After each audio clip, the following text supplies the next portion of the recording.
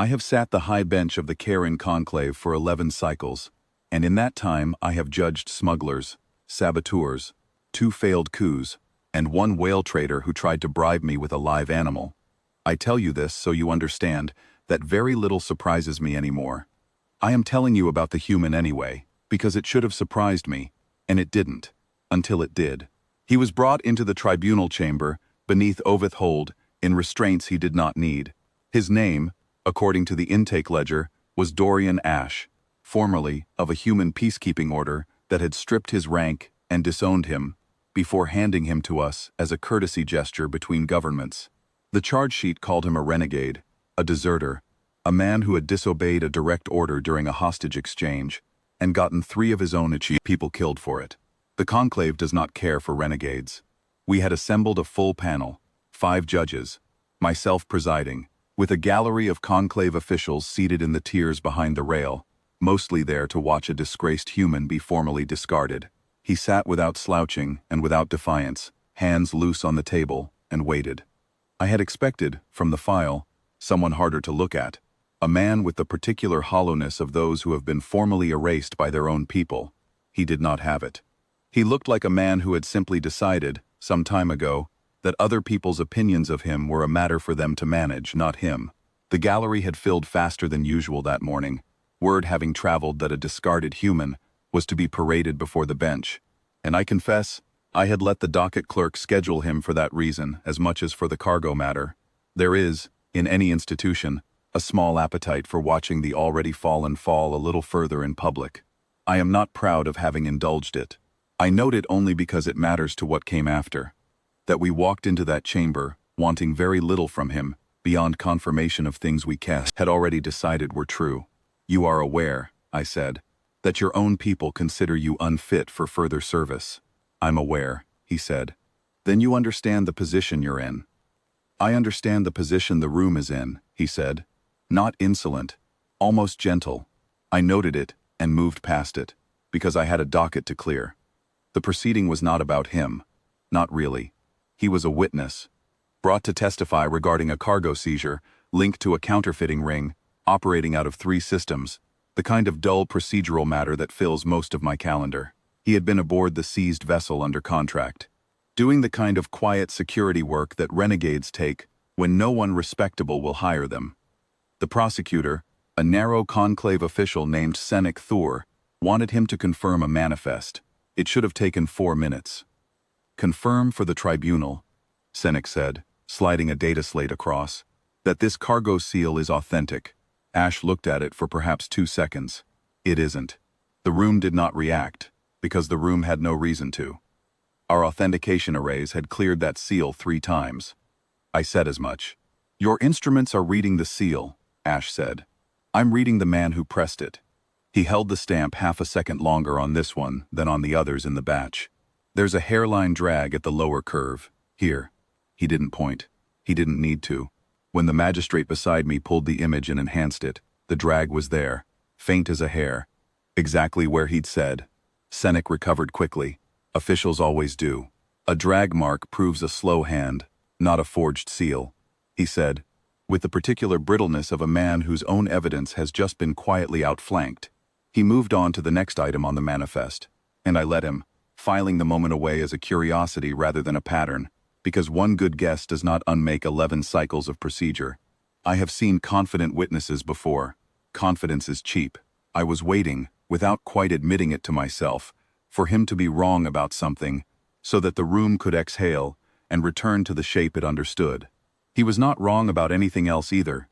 In the small ways that did not yet matter, he corrected a weight figure on the cargo log by 11 units, which the loading clerk later confirmed under separate questioning.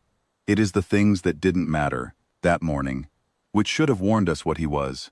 It was the guard who undid that comfort.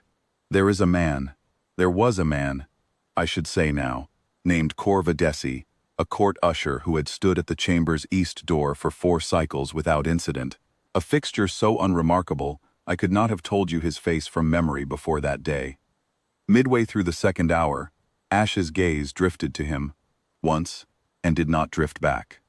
Judge, Ashe said, interrupting his own testimony, which is itself a thing one does not do in this chamber, The man at your east door is about to draw a weapon. I want to be honest about what I felt. I felt nothing but irritation. Corv Adesi had cleared every loyalty screening this institution runs. Our censors had swept him at the door, as they sweep everyone, and found nothing. I told Ash to confine himself to the matter at hand. He's recalibrated his stance twice in the last 90 seconds, Ash said. Quiet, almost apologetic, as if he regretted having to say it at all. He's not watching the room. He's watching the chrono on the far wall. Whatever he's waiting for, it's close. His left hand keeps drifting to the seam of his coat, not the holster, the seam, which means the weapon isn't where it's supposed to be. He's done this before. He's not nervous. He's counting. 5 judges and a gallery of conclave officials turned, as one body, to look at a man who had stood unremarkable at our door for 4 cycles. I do not know how to describe, to someone who was not present, the particular quality of the silence that followed. It was not fear, not yet. It was the silence of an institution discovering that its instruments had been agreeing with each other, and with nothing else. Corv Adesi drew the weapon 11 seconds later. It was not a clean attempt. The counterfeiting ring, it transpired afterward, had paid him to silence Senek Thor before the prosecutor could connect the seized cargo to a senior conclave officer who had been taking a cut for 2 cycles. Our security response was, I will say in our defense, swift.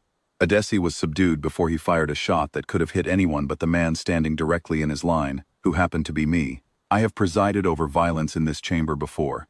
I had never before been told the exact second it was coming by a man in restraints who had no health instruments of his own at all. We adjourned. When we resumed, hours later, the charge against Ash, the deaths he had been blamed for, was, on a closer and considerably more humble reading of the original incident report, revealed to rest on testimony from officers who had themselves panicked and run, and whom he had stayed behind to drag out of a collapsing building instead of following orders to fall back. No one had asked him, until that day, to explain himself in a room that was actually listening. I asked him, once the gallery had cleared and it was only the bench and him, how he had known about Adesi, not the seal, the man. I didn't know, he said. I noticed. There's a difference. Your sensors are built to confirm what they're told to look for. I don't have that problem. I never stopped looking, even after they took my rank for it. And the building, I said. The one in the original report. Why stay behind for men who would later let you be charged for it? He thought about that longer than he had thought about anything else that day. Because at the time, that was the pattern that mattered, he said. I have run those 2 sentences back through my memory more times than I will admit to my fellow judges. We released him without ceremony, without apology, with a formal notation that the original charges were vacated, and a second, quieter notation, mine alone, not entered into any record, that the conclave owed him a debt it would never pay, because institutions do not pay debts to the men they have already finished discarding. He did not ask for either. He gathered the few effects we had taken from him and walked out through the same east door, past the place where Corv Adesi had stood for 4 quiet, watched, unremarkable cycles, and he did not look back at it, because he had already finished looking. We brought in new sensors after that.